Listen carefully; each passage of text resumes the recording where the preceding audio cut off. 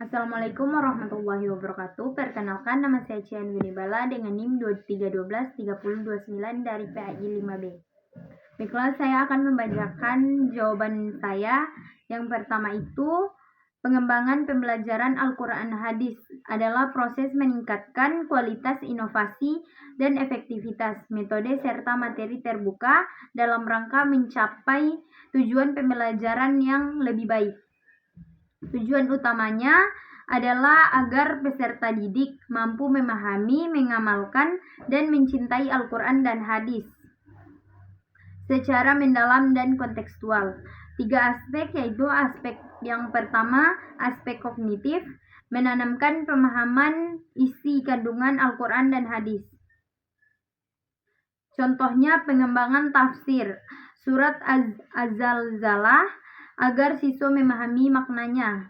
Yang kedua, aspek afektif, yaitu menumbuhkan kecintaan dan sikap positif terhadap Al-Quran dan hadis. Contohnya, melibatkan siswa dalam kegiatan khatam dan menanamkan nilai kejujuran dan keberanian dalam belajar.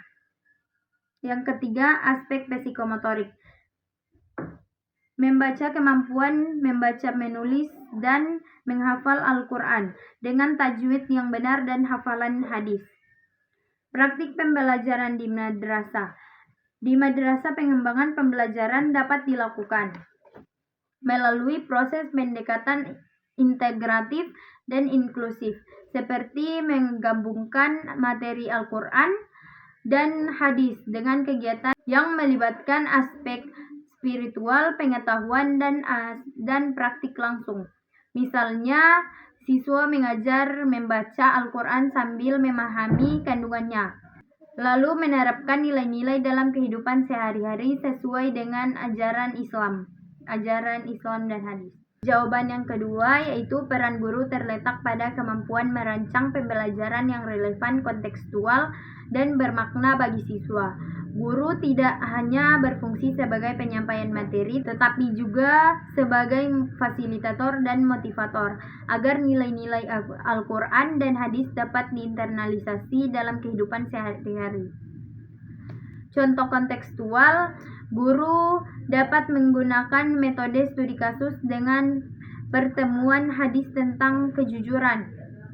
Kejujuran membawa kebaikan, hadis riwayat Bukhari dan Muslim. Pada situasi nyata, misalnya kejujuran saat ujian atau dalam pertemanan, siswa diajak mendiskusikan konsekuensi dari perilaku jujur dan tidak jujur dalam kehidupan mereka. Jawaban yang ketiga, yaitu tujuannya adalah membentuk peserta didik yang beriman, berakhlak mulia, dan mampu mengamalkan ajaran Islam berdasarkan pemahaman terhadap Al-Quran dan hadis.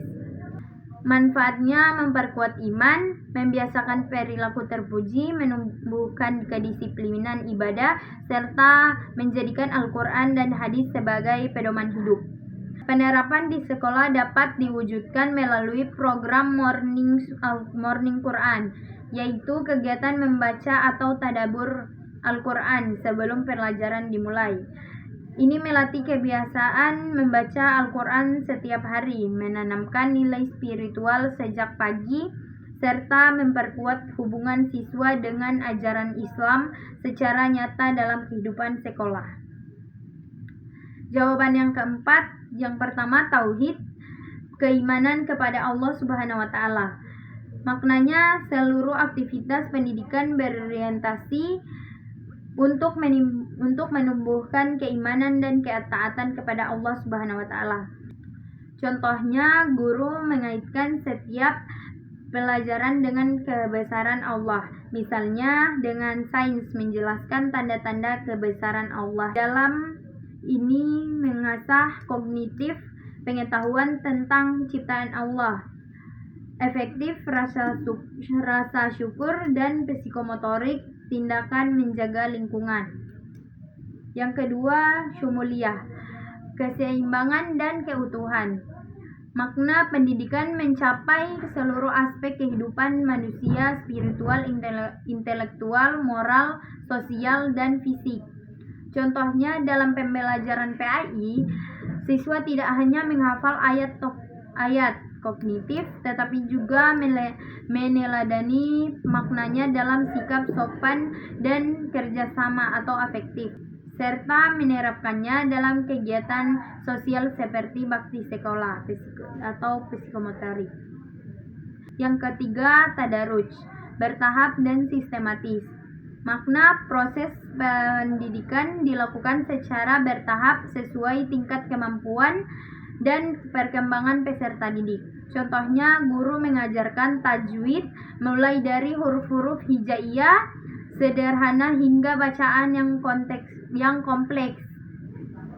Ini menumbuhkan pemahaman bertingkat kognitif dan kesabaran afektif dan keterampilan membaca Al-Quran atau psikomotorik.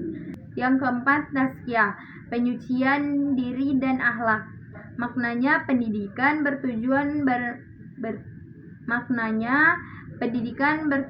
membentuk pribadi bersih hati dan berakhlak mulia. Contohnya, guru menanamkan nilai kejujuran dalam ujian sehingga siswa tidak hanya tahu benar dan salah atau kognitif, tetapi juga berkomitmen jujur, afektif, dan berperilaku sosial psikomotorik. Dan jawaban yang kelima yaitu Al-Quran dan hadis memiliki keterkaitan dalam membentuk dasar pendidikan Islam. Al-Quran menjadi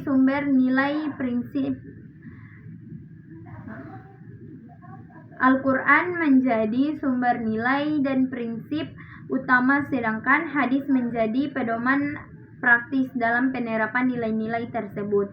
Integrasi keduanya dalam pendidikan menghasilkan kurikulum holistik yang menyeimbangkan aspek iman, spiritual, ilmu intelektual, dan amal moral praktis melalui pengajaran yang berlandaskan wahyu dan keteladanan Rasulullah SAW.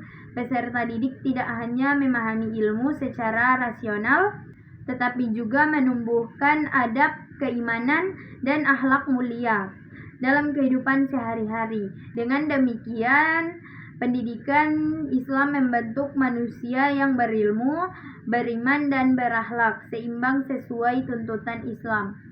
Itu saja jawaban dari saya. Sekian dari saya. Terima kasih dan wassalamualaikum warahmatullahi wabarakatuh.